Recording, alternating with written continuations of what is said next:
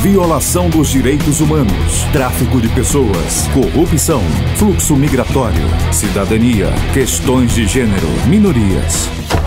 Esses e outros assuntos tratados aqui no Direitos Humanos e Democracia, série de entrevistas especiais em comemoração aos 70 anos da Declaração Universal dos Direitos Humanos e dos 30 anos da Constituição Federal Brasileira.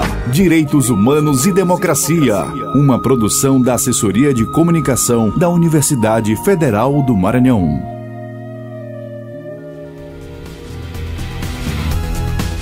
Olá, eu sou Kessia Carvalho e acompanhe agora o Direitos Humanos e Democracia, uma série especial em comemoração aos 70 anos da Declaração Universal dos Direitos Humanos e dos 30 anos da Constituição Federal Brasileira.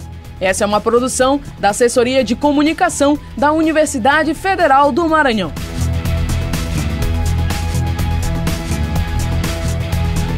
No Direitos Humanos e Democracia desta semana, vamos falar sobre fluxo migratório. E para isso, recebemos o Dr. Christian Perrone, secretário da Comissão Jurídica Interamericana da Organização dos Estados Americanos, a OEA. Professor, seja bem-vindo. Olá, Kessia, tudo bem? É um prazer estar aqui com vocês. Eu estou agora fazendo consultoria lá na OEA, trabalhando nessa área específica. A gente trabalha com direito internacional público e privado. Então é bem interessante estar aqui podendo falar um pouquinho sobre esses temas tão importantes da agenda internacional e da agenda do Brasil também nesse momento, tá? É um prazer. Professor, para começar, a gente sabe que o Brasil sempre teve um papel pioneiro e de liderança na proteção internacional dos refugiados. Foi o primeiro país da CONISUL, por exemplo, a ratificar a Convenção relativa ao Estatuto dos Refugiados de 1951 da Organização das Nações Unidas, lá no ano de 1960. Já nas Américas, o fenômeno migratório tem profundo impacto social e econômico, seja nos países de origem, de trânsito ou de destino dos imigrantes. As questões migratórias são tratadas por diversos órgãos e entidades que compõem, além da ONU, a Organização dos Estados Americanos, a OEA. Explica pra gente como acontece o fluxo migratório e, historicamente, quando esse fenômeno começou a ganhar a atenção dos governos. Eu acho que é bem interessante que o fluxo migratório ele sempre existiu, né? Digamos assim, a história da humanidade está muito ligada a essa busca por recursos e onde poder viver, onde viver bem. A ciência nos diz que a origem da humanidade veio da África, né? O que aconteceu para se espalhar por todo mundo? Migração. Então, a migração não é um fenômeno novo, não é nada diferente. A diferença agora é que agora nós temos estados delimitados, então a gente percebe quando uma pessoa que estava num lugar sai para outro. Ele ganhou mais atenção internacional. Eu diria que a partir do século XIX, a gente começou a visualizar que os fenômenos migratórios tinham dificuldade de entrada e saída de países. As Américas, por muitos anos, particularmente até o início do século XX, eram locais que recebiam migrantes, recebiam pessoas que estavam na Europa, fugindo de diversos problemas que existiam lá. Inclusive, a gente esquece, mas na Europa também nós tivemos fomes, guerras, dificuldades com epidemias. Já na segunda metade do século XX, eles acabaram invertendo-se esses fluxos migratórios por situações econômicas das Américas atuais, particularmente da América Sul e Central. Então esses fluxos se modificaram, mas não mais uma migração no sentido de problemas religiosos, mas sim uma migração particularmente socioeconômica. E a gente começa a ver esse novo ciclo mudando de novo. Algumas pessoas da Europa vindo para cá e agora com a nova crise econômica na América do Sul, elas imigrando dentro da própria América do Sul, né? A gente percebe isso no Brasil, que sempre foi um país que recebia muitos migrantes. A gente viu no início dos anos 90 e agora de novo um fluxo também de muitos migrantes saindo, o que vai ser compensado de certa forma pelos novos refugiados que o Brasil está recebendo nesse momento. Então, o fenômeno da migração ela é constante. E particularmente no fenômeno da migração no sentido de busca de asilo e refúgio, aí sim a gente vê ele nascendo nos anos 50 e 60, pós-Segunda Guerra Mundial mais especificamente. Assim. Como dimensionar esse fluxo migratório, por exemplo, num continente como a América do Sul? É bem difícil, a gente tem que entender quais são os países que efetivamente ocorrem as saídas, as entradas e os trânsitos, né? Historicamente, por exemplo, países como a Colômbia eram países de saída. Por quê? Porque tinha uma situação interna relativamente complicada, particularmente pelas questões dos conflitos né, militares que ocorriam lá dentro. E, por exemplo, países como Equador e Venezuela, que estavam ao lado da Colômbia, eram países de recepção. Hoje em dia a gente tem agora uma situação diferente. A Venezuela é um país de saída e os colombianos estão voltando para casa. Mas esse fenômeno começou a se expandir, porque hoje, de certa forma, é mais fácil você sair do seu país e entrar em outro país. Então, o que era um trânsito, muitas vezes, que era via marítima ou então via terrestre, também se tornou um trânsito aéreo, né? E isso acaba modificando nossa capacidade de dimensionar os fluxos. Não é só olhar no mapa para ver o que estão do lado, mas sim as diversas oportunidades e as dificuldades que existem para saídas e entradas das pessoas, né? Em entrevista dada para o site da BBC Brasil, o ex-diretor da Organização Internacional de Imigração para a América do Sul, uruguaio Juan Artola, disse que existe hoje uma tendência à maior migração regional e, ao mesmo tempo, tendência ao menor fluxo de imigrantes sul-americanos para os países como Europa e Estados Unidos. E a pergunta que não quer calar é essa: por que não mais Europa e Estados Unidos? Eu acho que a grande questão é que tanto a Europa e os Estados Unidos, eles estão se fechando. Nunca foi muito fácil você entrar na Europa. É um continente que resolveu migrar muito dentro de si mesmos. Agora que você tem uma Europa relativamente unida dentro da União Europeia, eles têm os fluxos internos migratórios. A gente não sai mais tanto, particularmente porque efetivamente a situação econômica nos países da América do Sul está um pouquinho melhor, digamos assim, no sentido de comparativo. A crise econômica que está voltando agora talvez modifique esse quadro novamente. Então, essa é a grande dificuldade. E, particularmente, os Estados Unidos agora, ele está se fechando. O fenômeno Trump, com a ideia de criação de um muro, te prova que, por mais que não tenha tanto fluxo migratório subindo para o norte, entre aspas, né, mas ainda existe uma preocupação nesse sentido e um recrudescimento dessa ideia de migração nos países, assim. Então, é complicado, uma situação complicadinha ainda também. Qual o trabalho desenvolvido pela Comissão Interamericana de Direitos Humanos da OEA a respeito disso? É bem interessante a gente verificar, porque quando a gente trata de direitos humanos, a gente está tratando de um tema muito mais amplo do que meramente a migração do ponto de vista de refúgio e a migração do ponto de vista socioeconômico. São as diversas formas de migração, né? E a comissão ela vai atuar sobre diversas áreas, né? Particularmente ela vai atuar no sentido geral, ou seja, de criar padrões ou formas de tratamento desses fluxos migratórios e também no sentido de criar um ambiente em que a gente entenda que a migração é um fenômeno comum, corrente, que acontece e que não existe migração ilegal. A gente pode no máximo dizer que não é a migração regular, daquele do todo dia. Então a OEA trabalha nesse sentido geral, e particularmente na comissão. E também tem no sentido específico, de tentar auxiliar aquelas pessoas que buscam a comissão para tentar resolver os seus problemas em petições individuais. E mesmo assim, a comissão também está expandindo na ideia também de que algumas questões muito pontuais, muito específicas, né, do fluxo migratório também podem ser resolvidas a partir de medidas preventivas e paliativas, às vezes até com medidas cautelares, quando ocorre um risco e um perigo iminente para a vida e a integridade das pessoas. Então, como voltando, né, tem questões gerais que tratam dos estándares, da forma de proteger, e questões específicas para tentar tratar de casos individuais, pontuais de cada pessoa e grupo, né? E a gente continua aqui com a série Direitos Humanos e Democracia, recebendo hoje o Dr. Christian Perrone, secretário da Comissão Jurídica Interamericana da Organização dos Estados Americanos, a OEA. Mais de 9.500 refugiados de 82 diferentes nacionalidades vivem no Brasil. As 5 maiores comunidades de refugiados são pela ordem Síria, República Democrática do Congo, Paquistão, Palestina e Angola. Segundo o Comitê Nacional para os Refugiados, a CONARE, os países com maior número de solicitações em 2016 foram a Venezuela, seguido por Cuba, Angola, Haiti e Síria. Professor, para onde esses refugiados estão indo e que tipo de ajuda eles estão recebendo? Essa é uma pergunta bem interessante, porque o Brasil, normalmente, ela tinha sido, no século XIX, início do século XX, um país de recepção. Como eu disse, ele se tornou um país de emigração, de saída, né, de imigrantes, particularmente quando a gente viu em direção à Europa e Estados Unidos. Agora, só no final dessa década e final da década passada e o início dessa década, a gente viu esse fenômeno se inverter, uma situação de que o país começou a receber refugiados. Isso era algo relativamente incomum, né? As pessoas não vinham diretamente para o Brasil. O interessante eu acho que os principais grupos de refugiados que a gente consegue entender hoje em dia são os haitianos, que foi uma presença do Brasil no Haiti, né, com a sua missão de paz, missão permanente lá, e com isso ele acaba atraindo haitianos para o Brasil. Normalmente eles acabam se encontrando em algumas regiões específicas.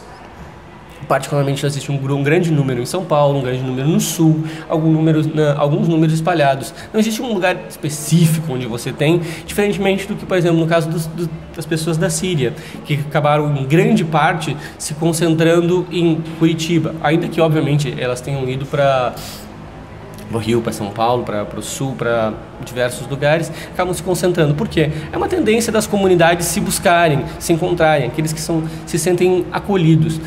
Outra coisa no fenômeno da Síria especificamente, a gente pode perceber que a presença da igreja cristã ortodoxa, particularmente a cristã ortodoxa grega, facilita a reaproximação deles e a inserção deles em comunidades, que eles se sentem parte. Até porque o Brasil, por mais que seja um país multimiscigenado, às vezes é difícil quando a pessoa não tem a mesma cultura e particularmente quando vem de um lugar que é muito, muito diferente e não fala o idioma. O brasileiro tem uma questão de que ele se comunica bem, mas o idioma, o português, ainda é muito importante para o brasileiro, no dia a dia, na cultura brasileira, de modo geral. O que é feito no país? É interessante a gente imaginar que o Brasil não é um dos países que tenha mais benefícios ou mais facilidades para os refugiados de um modo geral. Mas tem uma coisa que é muito diferente da maior parte dos países.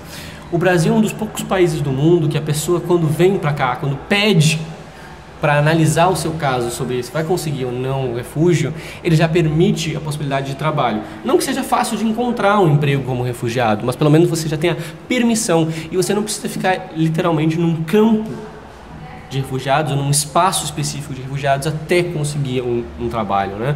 E isso, para muitos, faz toda a diferença. Se sentem úteis, fazendo parte de uma comunidade de novo. Sobre a nova lei de imigração, essa nova lei ela incorpora ao ordenamento jurídico brasileiro os princípios de repúdio e prevenção à xenofobia, o repúdio das práticas de expulsões e deportações coletivas, além da não criminalização da imigração, da não discriminação em virtude dos meios de entrada no território nacional e garante acesso a benefícios e programas sociais, proteção integral e atenção ao interesse da criança e adolescente migrante, além da proteção das pessoas brasileiras no exterior, entre outros. O que o senhor pode falar sobre essas mudanças na nova lei e os impactos sociais que são gerados a partir dessa nova redefinição jurídica? É bem interessante. Assim, o Brasil sempre foi um país entusiasta dos direitos humanos. O Brasil sempre teve alguns problemas nesse sentido, mas sempre foi um entusiasta, particularmente legislativamente falando, né? E ele está incorporando o que tem de mais...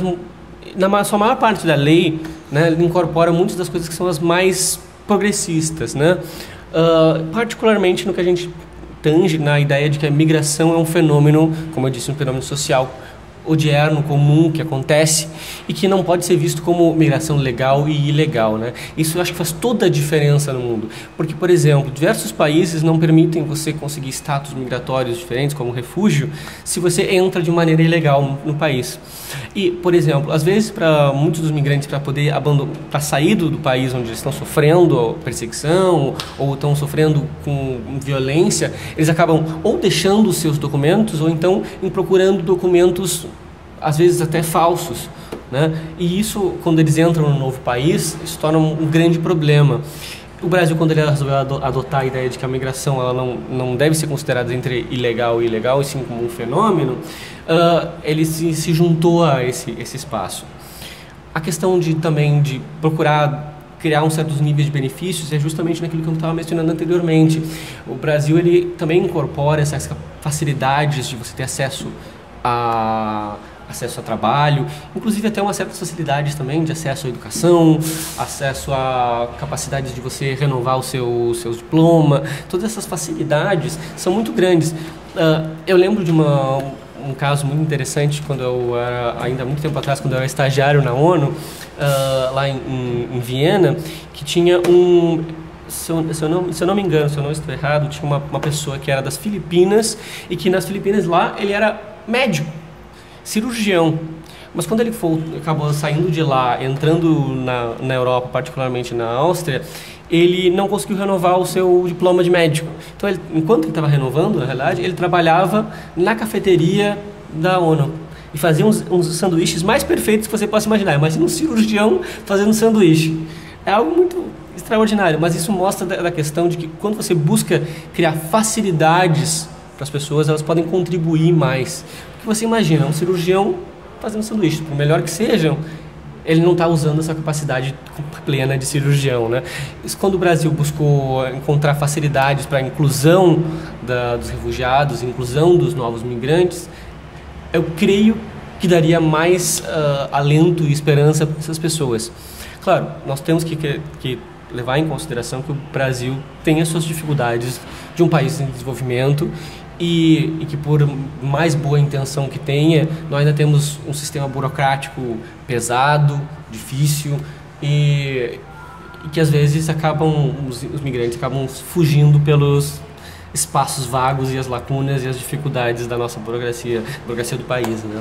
De acordo com a Agência da ONU para Refugiados, a crise humanitária se tornou insustentável na Venezuela. A falta de alimentos e remédios complica o dia a dia no país. O êxodo é quase inevitável. No caso da Colômbia, em 2016, mais de 370 mil venezuelanos entraram no país, 15% a mais que no ano anterior. Os pedidos de asilo também dispararam. Os Estados Unidos foi o país que mais recebeu, seguido pelo Brasil, Peru, Espanha e México. Essas foram algumas matérias publicadas em jornais como o Eu País, por exemplo.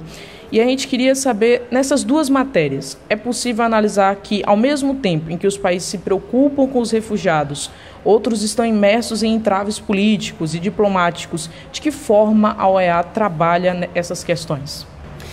É interessante que a OEA não pode trabalhar diretamente, ela depende da ajuda dos estados e do que os estados levam até ela, né?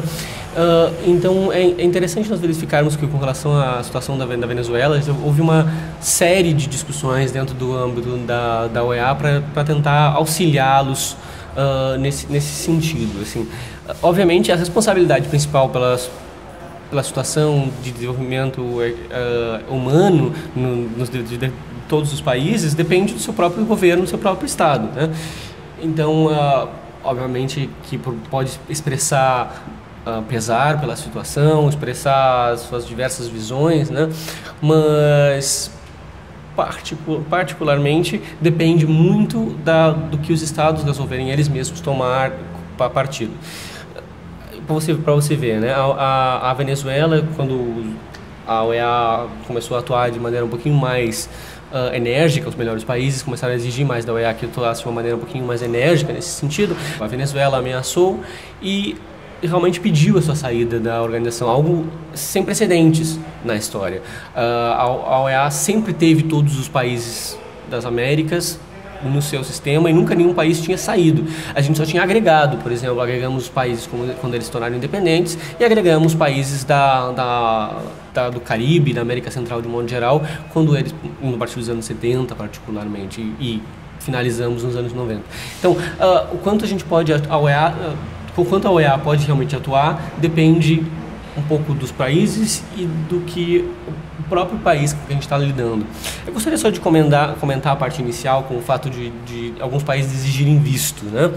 Quando acaba acontecendo uma crise humanitária em proporções muito grandes, né, como está acontecendo na saída de muitos venezuelanos do país, é realmente difícil para os governos conseguir dinamizar essa situação, né? Por exemplo, o Brasil enfrenta também uma situação muito próxima, com os venezuelanos entrando e acabando ficando em Boa Vista, né? A gente percebe que houve toda aquela discussão sobre o Temer fecharia ou não fecharia as fronteiras. É algo muito similar. Eu acho que foi uma decisão muito prudente e sem longe de mim julgar a política interna de todos os países, de qualquer país, mas parece ser uma decisão muito prudente do Brasil de manter as portas abertas. Ainda mais porque, como a gente vê, não é o país que está recebendo o maior número de venezuelanos, né? Mas é claro, é todo um fenômeno novo para o Brasil, né? Eu comentei anteriormente que o Brasil não recebia tantos refugiados, e então é toda uma situação extraordinária. Por mais que pareçam que tenha 10 mil refugiados no Brasil, na realidade existe um número muito maior de solicitantes, ou seja, pessoas que ainda estão no processo de visualização exatamente de se eles vão receber ou não o status específico de refugiados. A aprovação do visto. Exatamente, é esse status específico, né? Então, é bem interessante. Eu ouvi dados do ano passado, posso estar errado, mas que existiam em torno de 100 a 150 mil pessoas esperando para saber se a sua solicitação ia ter sua solicitação aceita ou não, né? Então, são situações complexas. Um país, por mais que tenha 200 milhões de habitantes, sejam esse território enorme que é o Brasil, tem que aprender a lidar com essas situações novas. E num cenário de crise econômica é sempre mais difícil, né? Sempre parece que o outro vai ser o problema e que isso que não é nem 0,1% da população do país vai ser o que vai modificar tudo, né? Qual é hoje, atualmente, o maior entrave, o maior problema político, diplomático para esses países que estão recebendo esses migrantes? Eu não sei se existe um maior entrave político específico, existem inúmeras dificuldades, tá? É difícil de você saber qual é um país que consegue recepcionar e tenha todas as condições necessárias. O mais importante sempre é que os países estejam dispostos a receber e se deem conta de que essa crise humanitária não é de um único país, não é um dever de um único país, é um dever coletivo, né? Um dever geral de responder. Talvez a maior dificuldade de todas não seja um entrave exatamente jurídico, mas seja um entrave sociocultural, na verdade, de entender que o migrante ele vem muito para agregar e que um dia, querendo ou não, a gente não sabe se cada um de nós não vai ser um migrante. E lembre-se, as fronteiras, efetivamente, elas são ilusórias. Por mais que a gente queira dizer que existe uma montanha que divide um país do outro, na verdade, a própria ideia de que esse é um e esse é outro país é ilusória, né? Às vezes você está caminhando, muitas vezes você está com um pé de um lado e um pé do outro país, e a diferença às vezes não é tão perceptível, né?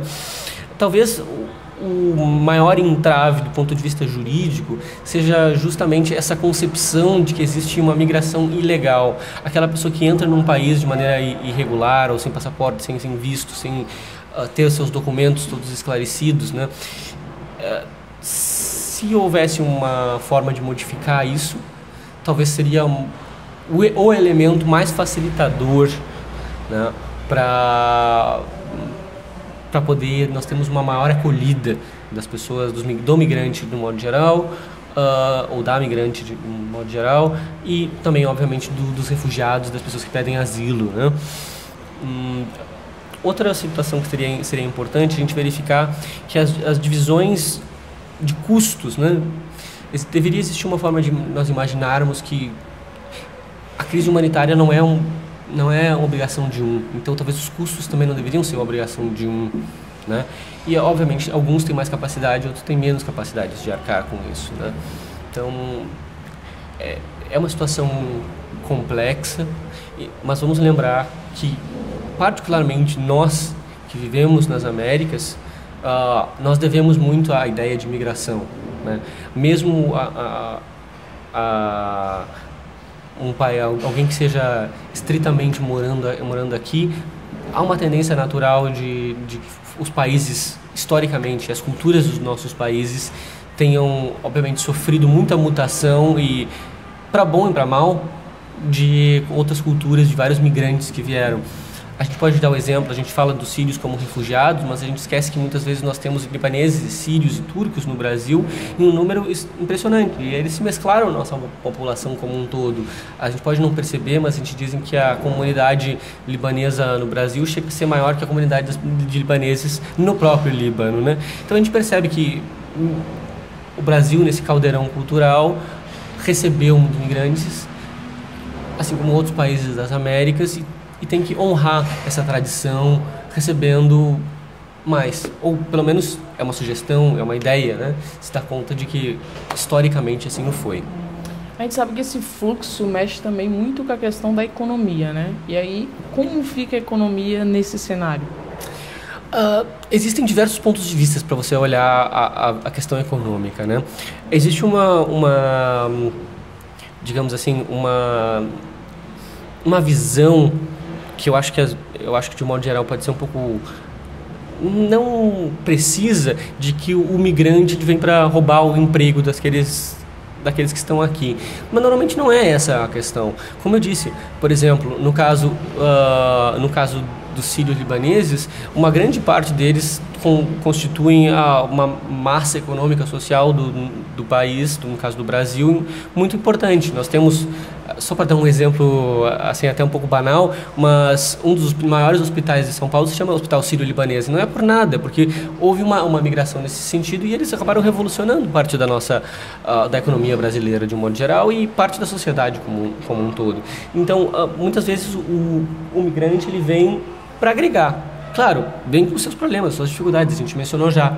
O migrante tem dificuldade muitas vezes de acesso à língua, de acesso à cultura, porque muitas vezes a cultura é muito diferente, né? A gente esquece o quanto é difícil quando você chega num lugar novo e você não tem a sua comunidade. Quanto a comunidade é relevante. E quando você migra, nem sempre você migra com toda a sua família, com todo aquele sistema de suporte. Então, obviamente, tem custos que acabam influenciando a economia, receber migrantes, mas também tem esses benefícios, eles trazem também as suas diferenças culturais. Eu posso dar um exemplo assim também bem banal, mas se você for olhar, quantos restaurantes que a gente tinha de matriz africana até pouco tempo atrás? Hoje em dia a gente encontra vários. Quantos restaurantes nós tínhamos de matriz sírio-libanesa? Alguns, mas hoje muito mais. Então, é interessante o quanto isso pode influenciar também positivamente, né, a nossa economia. Então, devemos não nos perder nessa ideia de que o migrante vem para cá e ele tem um custo para a população e acaba gerando um fardo para a economia. Ele pode também ser o grande estopim transformador, e muitas vezes o é, né?